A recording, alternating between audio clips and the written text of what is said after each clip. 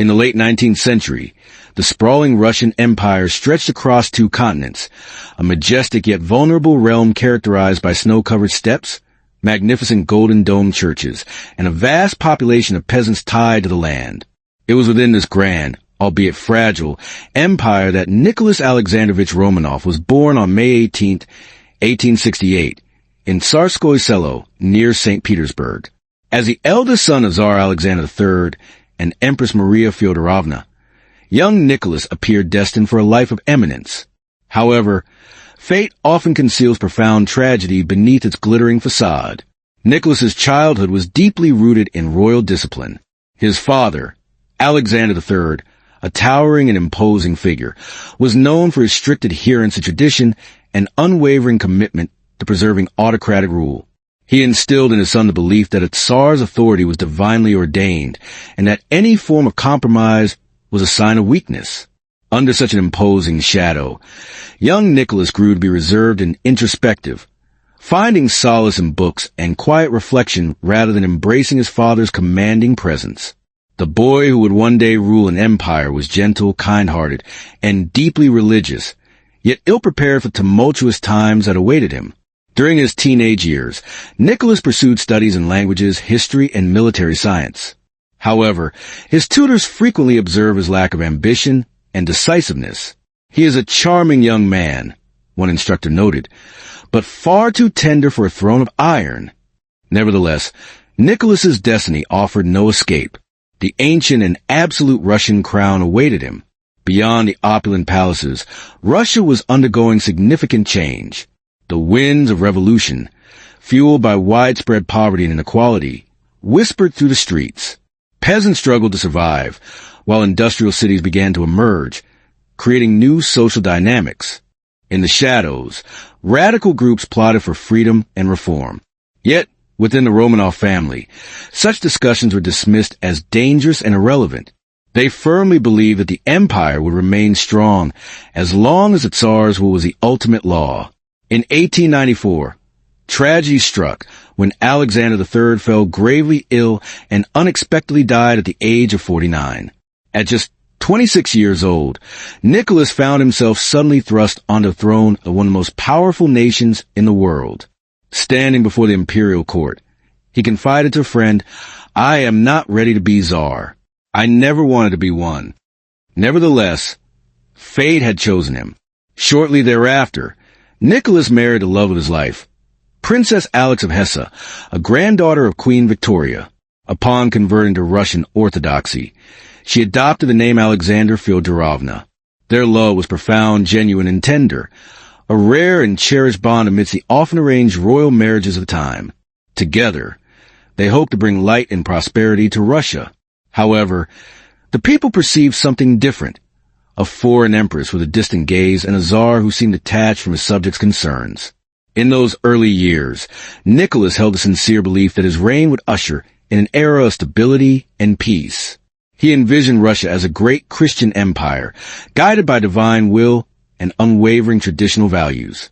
Yet beneath the surface, tension simmered among peasants, workers, and intellectuals who yearned for change and reform. Nicholas's world, though adorned with splendor and privilege, rested on precarious foundations. He would soon discover that the power of a crown is both a blessing and a profound burden. Continuing his story, when Nicholas II ascended the throne in 1894, Russia stood at a critical juncture. It was a land of stark contrasts. Ancient traditions collided with the burgeoning of modern industry, and deep-seated faith and superstition clashed with the rise of reason and revolutionary ideals. The young Tsar, deeply committed to his duty and faith, sought to uphold the sacred image of autocracy passed down through generations. In doing so, however, he unknowingly embarked on a path that would lead to conflict with his own people. Nicholas firmly believed in the divine right of kings. The notion that his rule was divinely ordained and questioned his authority was not only an act of rebellion, but an act of blasphemy.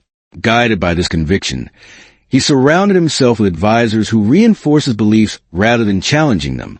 Among them was Konstantin Pobedonosov, a staunch conservative who warned him that democracy would be the ruin of Russia. Nicholas heeded this advice, and the empire remained locked in time while the rest of the world continued to evolve. His reign began with a sense of optimism.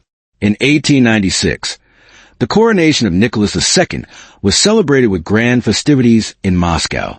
The people flocked to the Kodinka field to receive gifts from their new Tsar. However, tragedy struck when, due to inadequate crowd control, over 1,000 people were trampled to death in the ensuing chaos. It was a grim omen, one that would haunt Nicholas for the remainder of his life. Many whispered that his reign had begun under a curse. In the years that followed, Russia underwent a period of rapid transformation. Industrialization expanded, and factories sprung up in Moscow and St. Petersburg. Millions of peasants left their villages in search of work in the burgeoning cities. However, this growth came at a cost marked by low wages, long working hours, and increasing inequality.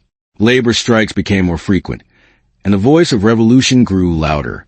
Nicholas, however, remained distant from these cries for change. He cherished his family deeply, finding peace and solace in his private life with Empress Alexandra and their growing children. The couple had 4 daughters, Olga, Tatiana, Maria, and Anastasia, and longed for a son to secure the dynasty's future. In 1904, their prayers were answered with the birth of Alexei, the Tsarevich. Yet their joy quickly turned to sorrow when they discovered that he suffered from hemophilia, a life-threatening disease that prevented his blood from clotting properly. The Empress was devastated. She sought divine healing and soon came under the influence of a mysterious Siberian monk named Grigory Rasputin. Rasputin's peculiar influence over the royal family would later become one of the most scandalous and destructive forces in Russian history. But at this point, Nicholas still held the belief that he could maintain control over everything: his family, his faith, and his empire. Meanwhile, Nicholas's foreign policy decisions led him toward disaster. In 1904, he entered the Russo-Japanese War, believing that a swift victory would bolster his rule and unify the nation. Instead, the war exposed the deep-seated weaknesses within his government. The Russian Navy suffered humiliating defeats, and the army was decisively defeated by Japan's modern forces. This loss shocked the world, the great empire of Russia humbled by a smaller Asian nation. At home, outrage exploded. The people's faith in the Tsar began to erode. Then came Bloody Sunday. On January 22, 1905, peaceful demonstrators marched to the Winter Palace, carrying religious icons and portraits of Nicholas, appealing for reforms. They believed that the Tsar would listen to their grievances. However, when soldiers opened fire on the unarmed crowd, hundreds were killed. The streets of St. Petersburg ran red with blood. The myth of the little father Tsar, beloved by his people, was shattered. For the first time, Russians began to turn against their ruler. Revolution swept across the empire, marked by strikes, uprisings, and mutinies. Nicholas II faced the greatest crisis of his reign, a crisis that would forever alter his destiny.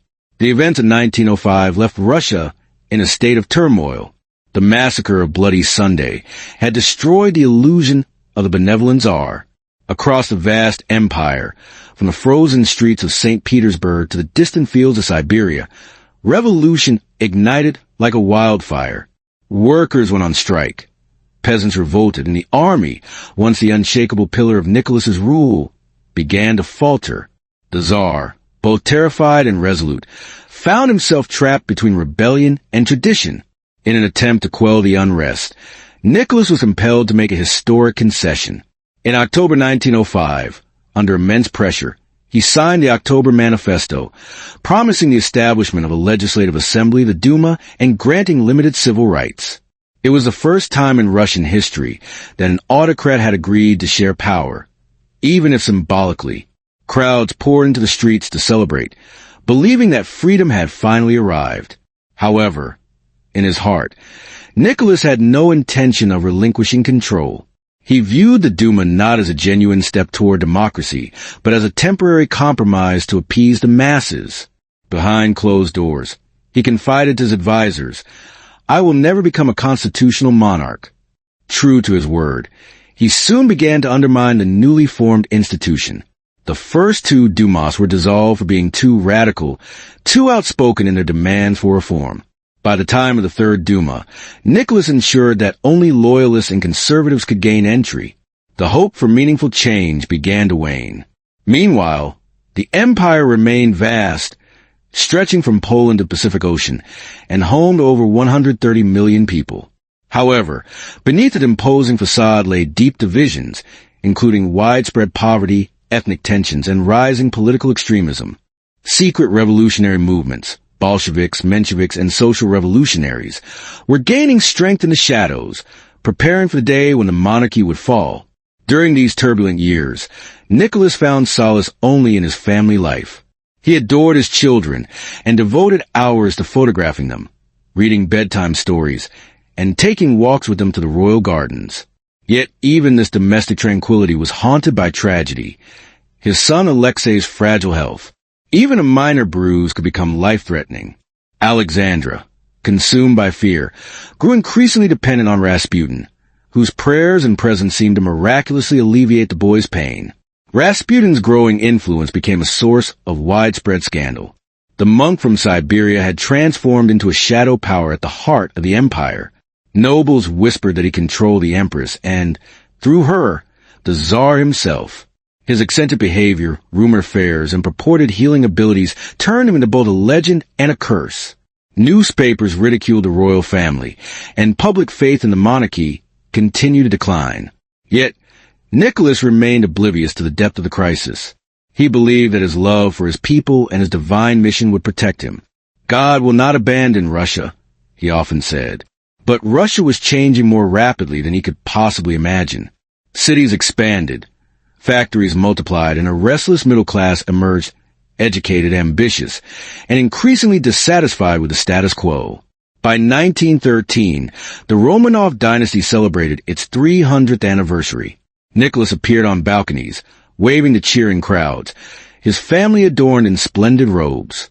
On the surface, it seemed as though the empire had been reborn in glory. However, it was merely an illusion. Beneath the glittering parades, anger and resentment simmered.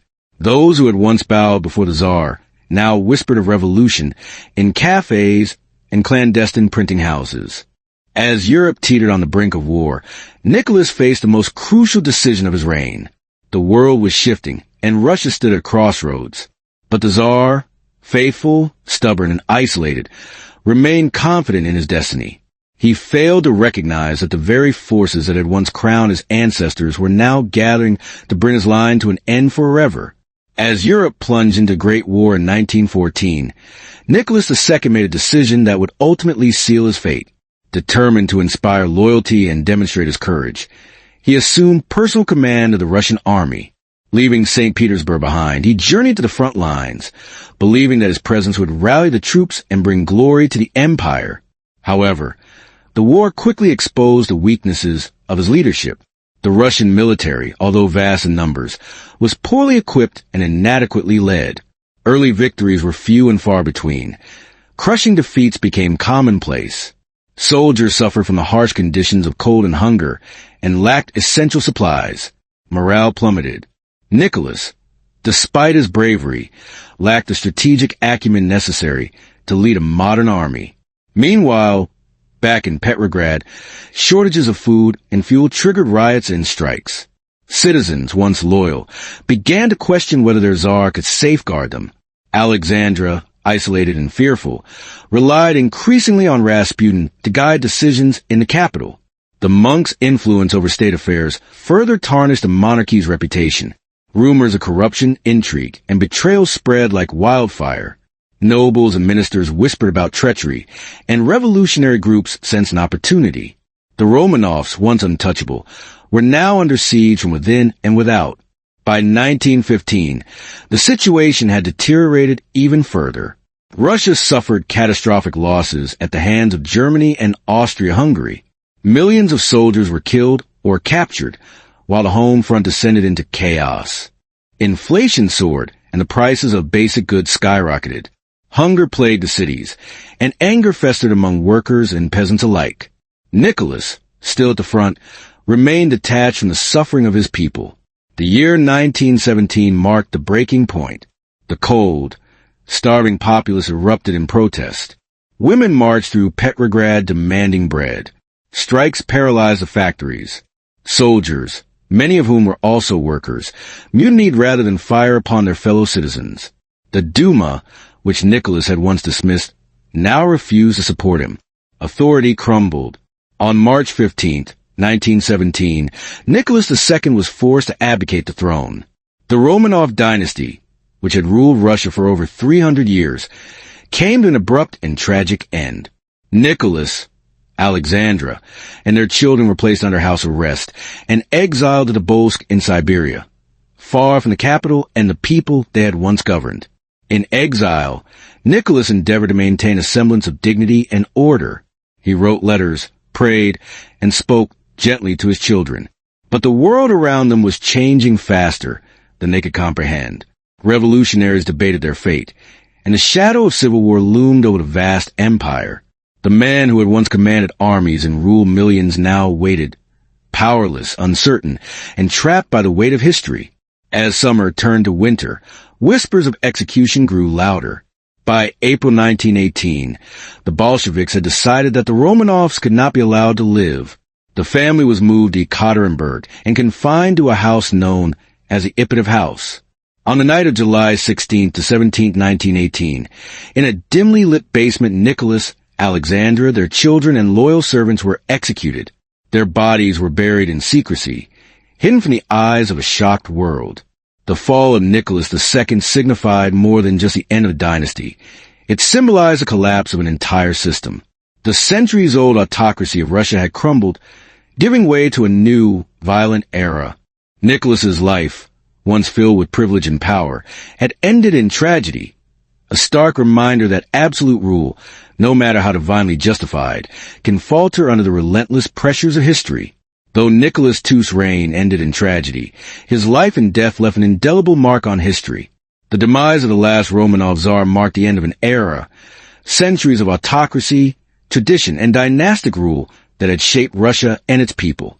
Historians, scholars, and ordinary citizens alike continue to debate the man behind the crown. Was he a weak ruler, doomed by circumstance, or a devoted father and patriot, ensnared by the tides of change? Nicholas's personal character remains a study in contrasts. He was deeply pious, loyal to his family, and dedicated to his sense of duty. Yet these very traits, when combined with his inflexibility and reluctance to embrace reform, contributed to the downfall of his empire. His unwavering belief in the divine right of kings blinded him to the social, political, and economic shifts that were reshaping the world around him. In his attempt to preserve a bygone ideal, he failed to adapt to the evolving realities of his time. The tragic end of the Romanovs also became a potent symbol. Their execution sent shockwaves across the world, underscoring the brutality of revolution and the vulnerability of monarchy in the modern age. Nicholas, Alexandra, and their children became enduring figures of innocence and tragedy. Over the decades, their story has inspired countless books, films, and academic studies, a poignant reminder how history can intertwine personal destiny with the sweeping forces of nations. Nicholas's reign also serves as a valuable lesson in leadership. Absolute power, regardless of its perceived divine sanction, can crumble without a genuine connection to the people it governs. Loyalty cannot be demanded. It must be earned through understanding and empathy.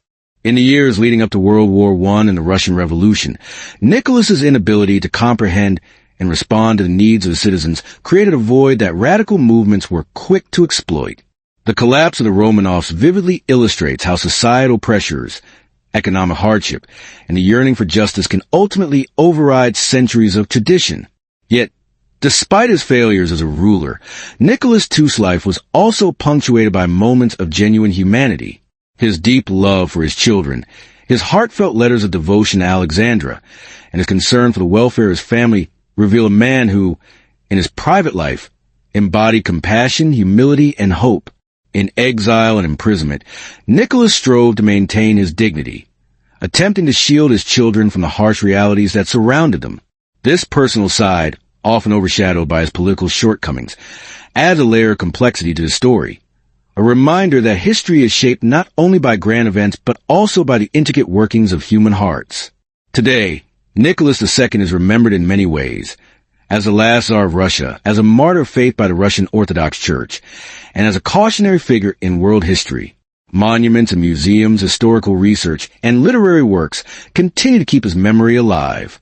The legacy of the Romanovs, while undeniably tragic, continues to evoke fascination, a mirror reflecting the intricate complexities of power, faith, and the human condition. In the final analysis, the life of Tsar Nicholas II serves as both a warning and a reflection. Power without understanding is inherently fragile, and devotion without wisdom can be perilous. The story of the last Russian Tsar is a timeless tale of hope, love, failure, and tragedy, a poignant reminder that even those born to rule the world are ultimately bound by the inexorable forces of history.